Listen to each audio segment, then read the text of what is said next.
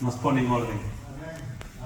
Viene el orden a nuestras vidas, viene el orden a nuestros hogares, a nuestros hijos y en todas partes. Eso es lo precioso de Dios, que Él nos da orden, nos da luz y ordena nuestras vidas, hermanos. Quiero compartir con ustedes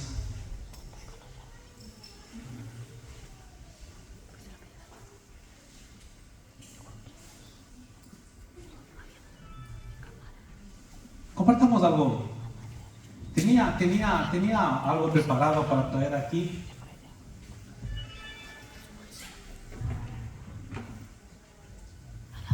Lo vamos a ver.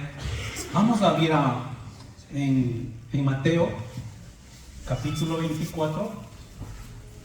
Mateo, capítulo 25, Mateo 25, del 14 al 30. Cuando hablamos de Mateo 25, estamos ya viendo que Jesucristo iba a partir, ¿no? Son los últimos tiempos que Jesucristo estaba pasando con sus discípulos. Estaba con sus discípulos.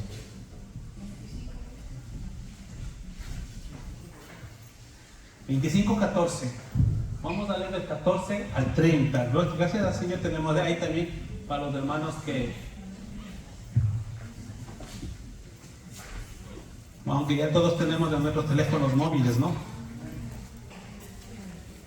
Y vamos a dar lectura. Habla el Señor acerca de la parábola de los talentos.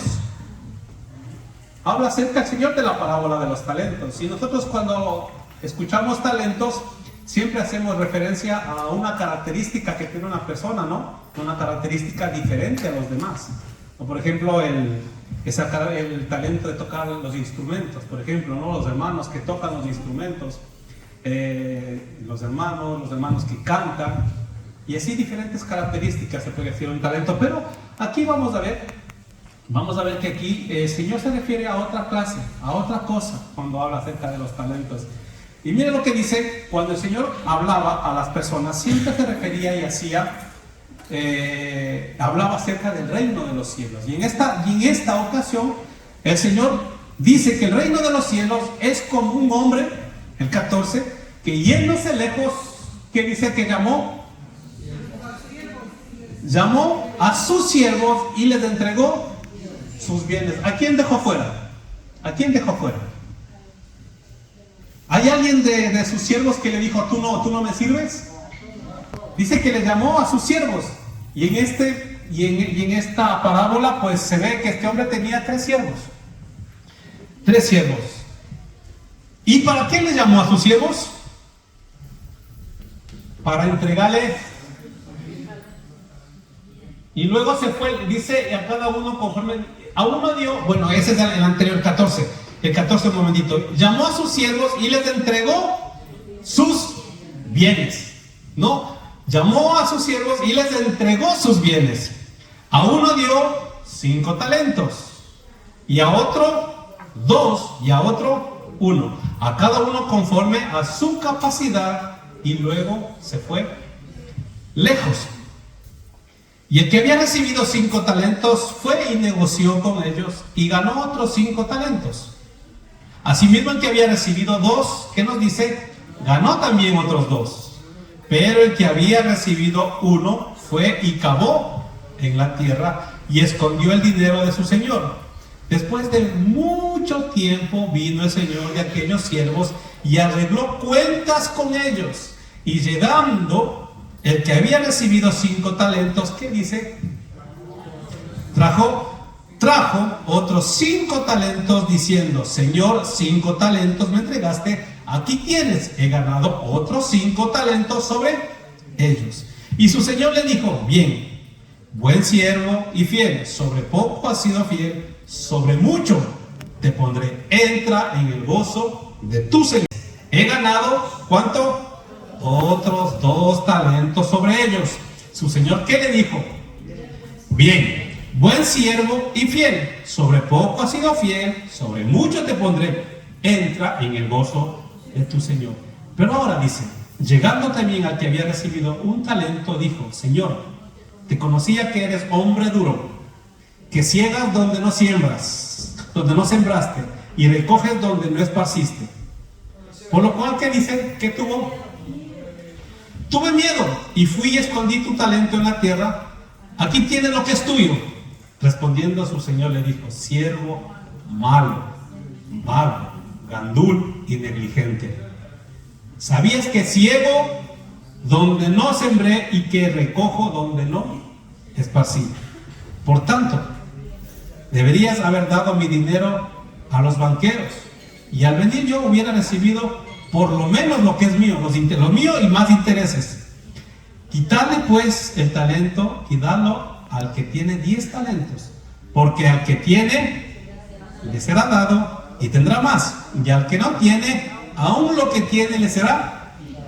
Y al siervo inútil echadle en las tinieblas de afuera. ¿Qué nos dice que será allí?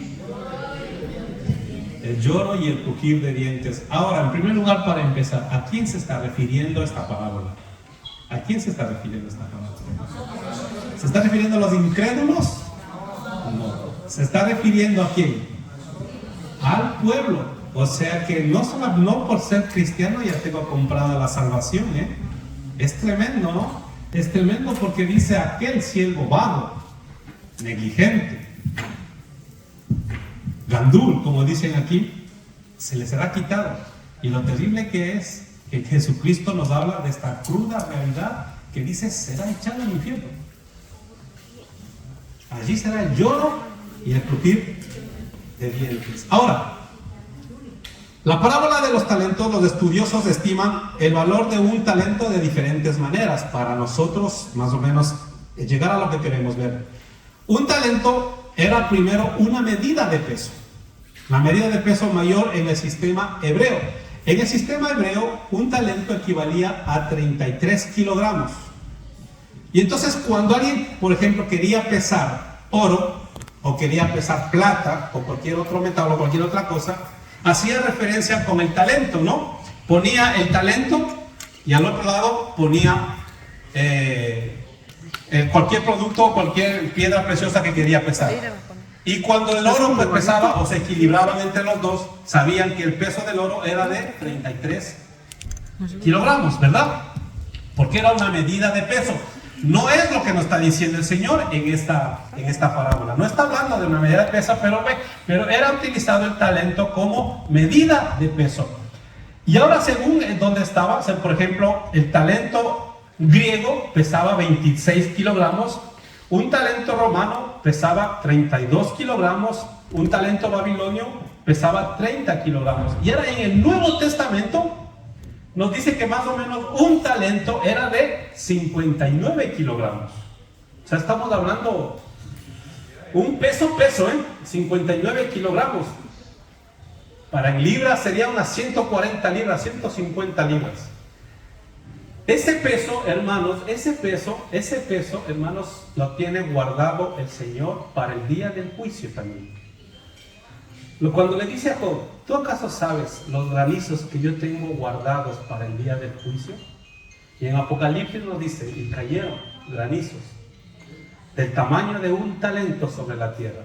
O sea, estamos hablando de que van a caer granizos, por lo menos si nos vamos a la referencia hebrea, de 33 kilogramos de peso. Va a caer sobre este planeta en el día del juicio del Señor. Va a ser terrible también para todas aquellas personas que estén en ese día en la ira de Dios. También tenemos otros ejemplos. En la Biblia han utilizado diferentes medidas. Se utilizan los ciclos, se utiliza el denario, ¿no? Pero luego el talento cambia de referencia solamente a lo que era peso a una cierta cantidad de dinero. Probablemente el valor del talento ahora era de unos 6,000 denarios. El talento era ahora 6,000 denarios. Y un denario equivale hoy en la actualidad a 6.67 euros o 7 euros. Y eso era lo que ganaba una persona en el tiempo de Jesús al trabajar un día. Una persona trabajaba un día y eso le pagaban 7 euros, casi 7 euros. Ahora, una persona, por favor, quiero que me multiplique 5 talentos, o sea, 6,000 denarios multiplíqueme por 6.65. Multiplíqueme 6,000 denarios por 6.65. ¿Esto sería cuánto en euros? 39.900. 40,000 euros. 40,000 euros. Y el Señor dice que dio sus bienes a sus siervos, ¿verdad? Así dice. El Señor se iba lejos y le llama a sus siervos para confiarle y le dice: Hugo, ven para acá. A ti te voy a dar 200,000 euros. Porque dice que le dejó 5 talentos, ¿verdad? 5 por 4, 20. Hugo, te confío 200,000 euros. Mi padre a su país.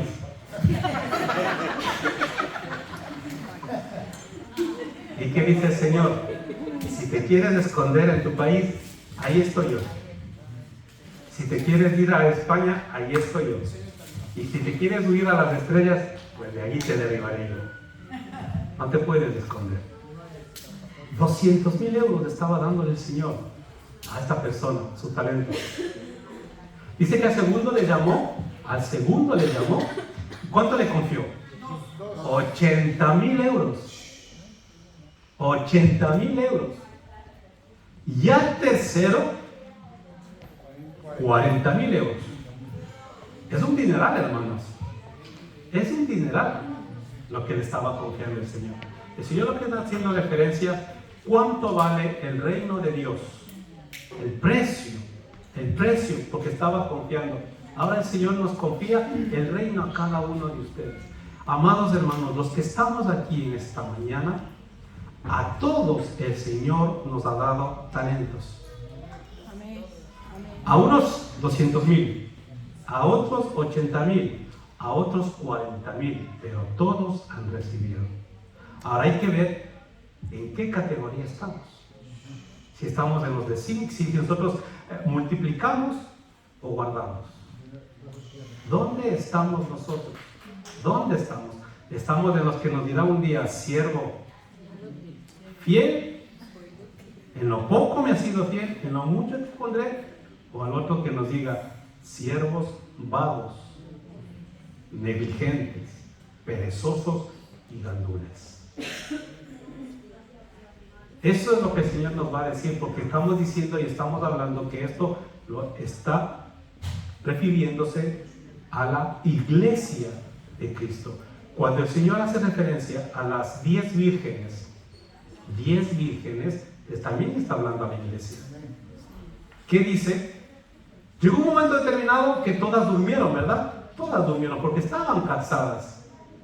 Estaban cansadas, pero dentro de esas 10 que había 5 negligentes que no estaban preparadas, que dejaron que su aceite se acabara, que dejaron de reunirse, dejaron de tener esa comunión con los hermanos, ese amor por el Señor, ¿no? Y el Espíritu Santo se apagó, hermanos. Y cuando quisieron pedir a las otras vírgenes, no podían nada, hermanos, porque el Espíritu Santo es individual de cada uno. Es de cada uno. Y las otras le dijeron: ve, salgan a buscar, corran antes de que venga el novio y pongan sus lámparas nuevamente. ¿Qué pasó con ellas? Salieron a buscar aceite, y cuando volvieron, ¿qué pasó? Se acabó la oportunidad para estas 5 vírgenes, pero dicen claramente imprudentes. Eran 5 evangélicos o 5 cristianos, como lo quieran llamar, que no fueron precavidos. ¿Qué fueron también? Negligentes, y se quedaron fuera. Dice que le decían: ábreme, y no le abrieron. Y aquí nuevamente el Señor hace otra referencia, está diciendo: yo ya me voy. Porque estaba ya en el capítulo 25 hasta el 28 que viene, cuando le crucifican en todo ese tiempo, está haciendo referencia: ahora yo tengo que delegarle a ustedes, iglesia, el evangelio de Dios, de mi Padre. Y a todos doy talentos, a todos doy talentos. Ninguno de los que estamos aquí se escapa. Ninguno.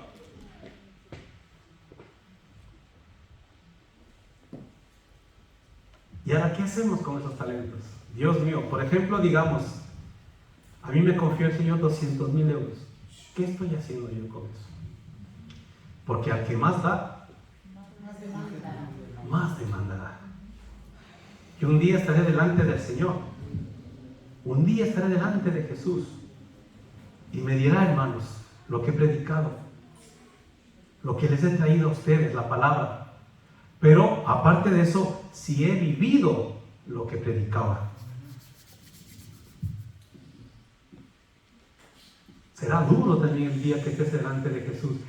Y si yo estaré delante de Jesús, ustedes también van a estar delante de Jesús. Y no podremos decir absolutamente nada ni poner excusa alguno. Ninguna excusa. Y si no, el Señor detrás nuestro pasará como una pantalla lo que hemos hecho y lo que no hemos hecho. Y el Señor enfocará y dirá, mira, ahí estás tú sentada en la silla, no hacías nada, nada por la congregación, absolutamente nada. Venías, te sentabas, cantabas, eso también si querías cantar, porque a veces eras hasta pasotas, ni cantabas, ahí estabas, no estabas en comunión con la gente, y luego se acababa la reunión y salías corriendo para que nadie, ni siquiera querías dar la mano a los hermanos, ni eso.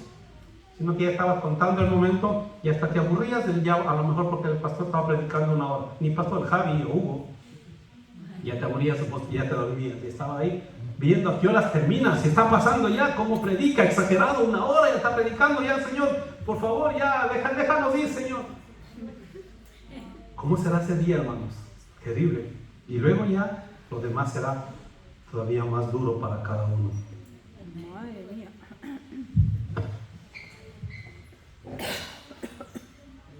No dice que el Señor da según la capacidad que tengamos, pero si da a todos, quiere decir que todos tenemos capacidad, ¿verdad? Todos tenemos capacidad. El Señor les da y se va. Confía en nosotros. Confía en nosotros. Se va. Los dos primeros siervos, dice, rinden cuentas positivas, ya que utilizaron los talentos y con ella ganaron más. Entonces su amo, ¿qué hace?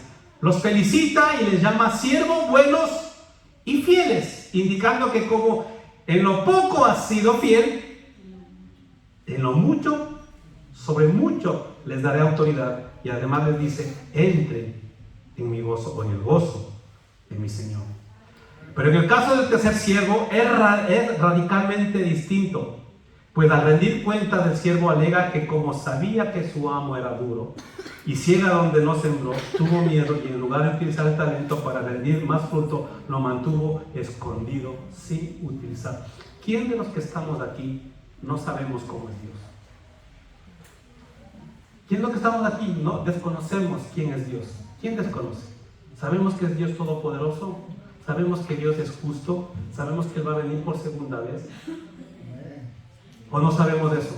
¿Sabemos que Él es el creador de absolutamente todo? ¿O no sabemos? ¿O no sabemos quién es Dios? Entonces, hermanos, no escondan el talento. No pueden para que luego decir, es que Señor, pero si tú sabías cómo yo era, iglesia, tú sabías cómo yo era y aún así escondiste el talento, no te dio la gana de producir el talento. No, es que ahí, es que ahí eran como eran, es que esto, es que lo otro, es que no va a haber ningún pretexto, hermanos. No va a haber ningún pretexto. Es que esa iglesia, es que el pastor, es que los hermanos, es que esto, es que los otros. No, hermanos. El Señor te dirá, yo solo quiero mi talento. Y si no podías, aunque sea hubieses puesto al banco para que genere intereses y hubiese ganado el talento y mis intereses que me correspondían. Lo dice así el Señor, ¿verdad? No tenemos escapatoria. Si usted pensaba que podemos ir con otras religiones a darnos de golpe de pecho, por mi culpa, y después salir de ahí y seguir viviendo como nos da la gana o como les da la gana, no es así, hermano. Ya quisiéramos, ¿no? Nosotros venir, por ejemplo, el domingo que estamos aquí, y igual darnos golpes de pecho por mi propia culpa, y esto y lo otro, y después hacer lo que nosotros queremos, ¿no? Pero no es así, hermano. Esto es totalmente diferente. Pero dice que Él va a volver, hermanos. Y esto consideremos. Él dice que va a volver. Él dice que va a volver. Apocalipsis 22:12 nos dice: he aquí, yo vengo pronto, y mi galardón conmigo. Amén, mi hermano. Para recompensar a cada uno según su ¿qué? Su obra. Ahí lo tienen, hermanos. He aquí, ¿qué dice? Y mi galardón conmigo, para recompensar a cada uno según su propia obra. Eso, si el Señor viene y nosotros tenemos vida, pero ¿quién de los que estamos aquí sabemos si mañana vamos a estar vivos? Nadie. ¿Quién de los que estamos aquí sabemos que estar vivos? Ninguno de los que estamos aquí sabemos si el día de mañana vamos a estar con vida. No, es que el Señor puede venir a cualquier momento. ¿Qué le pasó a ese hombre de la parábola que guardaba y guardaba y guardaba y guardaba y decía: ahora sí, alma, descansa porque tienes muchos granos y mucho para yo vivir tranquilamente, ¿no? ¿Y en quién puso la confianza este hombre? En los bienes. ¿Y qué le dijo? Y eso es lo terrible. Necio. Te fiaste de tus bienes. Pusiste por primero a las cosas que tienes. Y no vas a disfrutar. Has llenado para que otros disfruten. Esta noche la muerte viene a buscarte. ¿Se acabó? ¿Se acabó?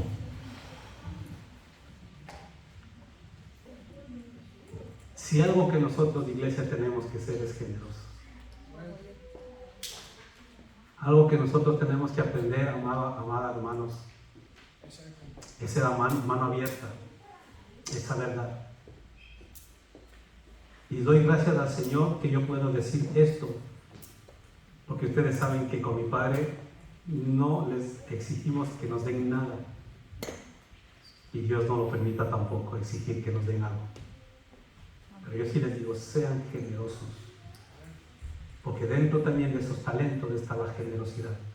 Si ustedes no se desprenden de lo que el Señor les bendice, de lo que el Señor les da, no traen sus diezmos, sus ofrendas, amados hermanos, no esperen, porque la palabra dice que los amantes al dinero, los avariciosos, no van a entrar al reino de los cielos. Lo dice la palabra, hermano.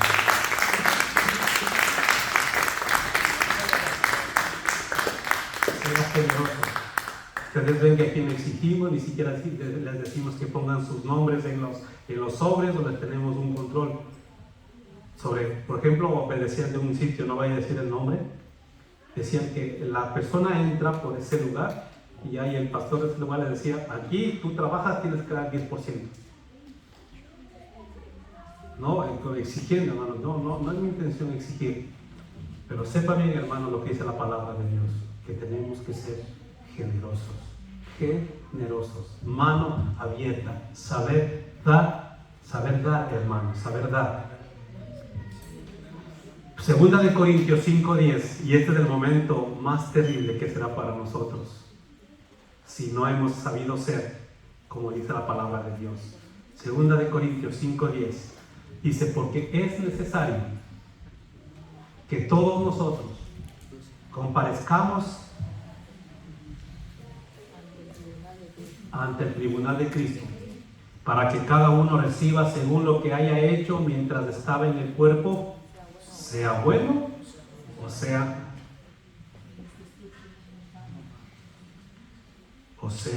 malo.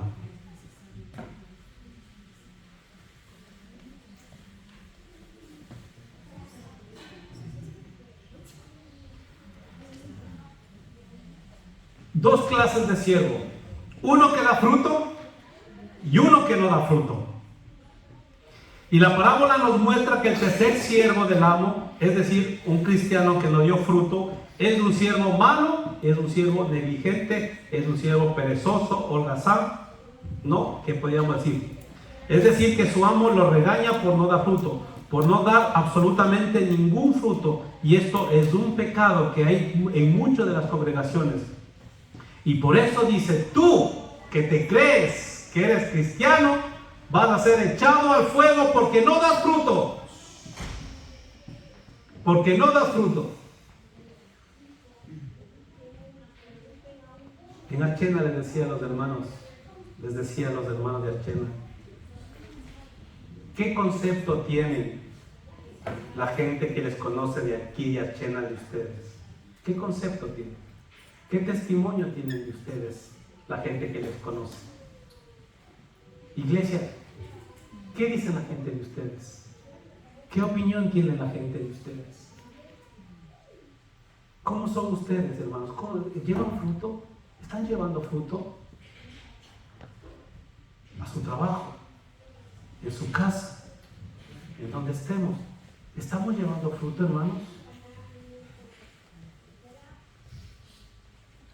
El Señor nos dice que ese es los talentos que tenemos. Hermanos, ¿a dónde vamos? Hablamos del Evangelio.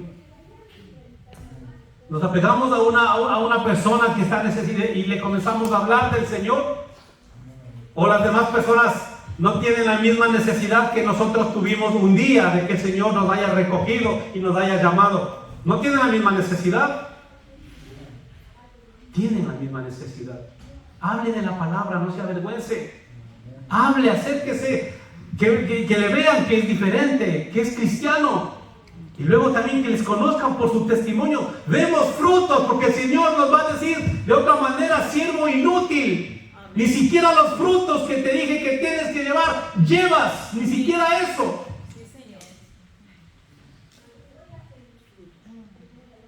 Y ahí tenemos nosotros, hermanos, una gran responsabilidad. Una gran responsabilidad tenemos. Y como decíamos, tal vez queremos escondernos de nuestra habitación donde pensamos que nadie nos ve. Y tal vez estamos viendo cosas que no debemos ver. O metiéndonos a páginas que no debemos meternos a esas páginas. O pasando simplemente el tiempo. Su talento de 40,000 euros, como mínimo, ahí está, hermanos. Ahí está. Su talento de 40,000 euros, ahí está. A todos Dios. ¿Quién no tiene talento? ¿Quién no tiene capacidad para hacer las cosas? Dígame. ¿Quién no tiene capacidad para servir? A lo mejor uno más, otros menos.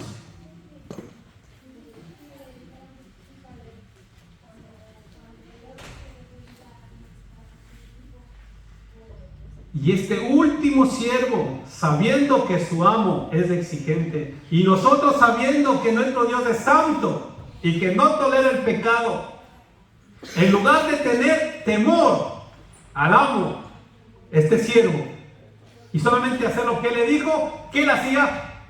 Hacía lo que él quería. Vivía como él quería.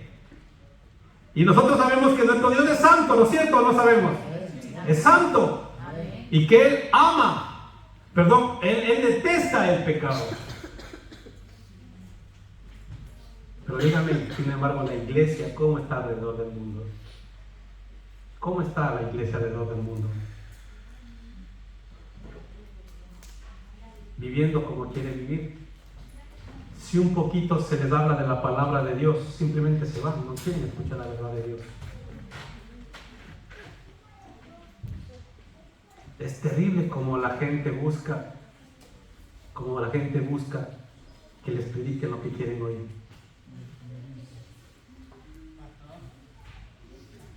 Es que lo que te voy a decir es una cosa que me ha pasado a mí en el trabajo. Esto es increíble, porque cuando antes estaba hablando de las parábolas esas de los talentos, pues el viernes o el mejor, porque no me acuerdo bien, cuando estábamos trabajando, mi compañera, como es católica, pues como estábamos trabajando para que se nos pasase más el tiempo, pues empezamos a hablar, trabajando obviamente, y pues me dijo que ella era religiosa. Fruto. Lo quitará y todo aquel que lleva fruto lo limpiará para que lleve más fruto aún. ¿Usted quiere estar en el Señor? Va a llevar fruto. Y si quiere que le limpie, el Señor le va a limpiar para que lleve aún más fruto, nos dice. Juan 15, 5 a 6 dice: yo soy la vid verdadera y vosotros sois los pámpanos. Del que permanece en mí y yo en él, este lleva mucho fruto, porque separado de mí nada podéis hacer. El que en mí no permanece será echado afuera como pámpano y será nuevamente, dice, se secará, y lo recogen y los echan en el fuego y van a arder. Todo hace referencia de corte y de que luego se seque y luego al fuego. Al fuego. Y cuando dice el lloro y el crujir de dientes, el Señor se está refiriendo a qué, al infierno, ¿no? Imagínense en cómo será ese lloro y crujir de dientes, porque todavía los que están en el Hades no están en ese lloro y crujir de dientes. Y ya es terrible donde están. Ya es terrible donde están. Pero las personas, cuando hablan el lloro y el crujir de dientes, es todas las personas que serán lanzadas al lago de fuego. Qué terrible debe ser ese lugar, hermanos. Qué terrible debe ser ese lugar.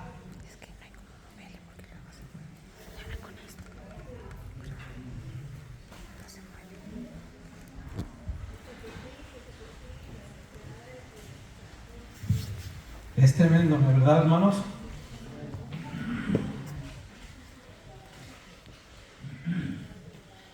Y nos dice así, que el Señor habló de la higuera estéril, de la higuera que no daba fruto. Y miren lo que nos dice el Señor. Vamos a Lucas 7:10. A Lucas 7:10. Es que ninguno puede jactarse de decir, es que lo que yo hago por el Señor y el Señor me va a recompensar por lo que hago, jactándose, ¿no?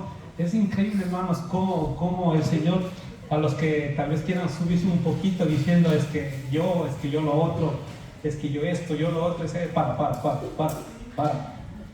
para. Mira lo que dice. Es que estamos en la obligación de hacerlo, hermano. Lucas 17, de 7 al 10. Mira lo que dice. ¿Quién de vosotros, teniendo un siervo que ara o apacienta ganado, al volver él del campo, luego le dice, pasa y siéntate a la mesa? No le dice más bien, prepárame la cena, cíñete y sírveme hasta que haya comido y bebido, y después de esto come y bebe tú.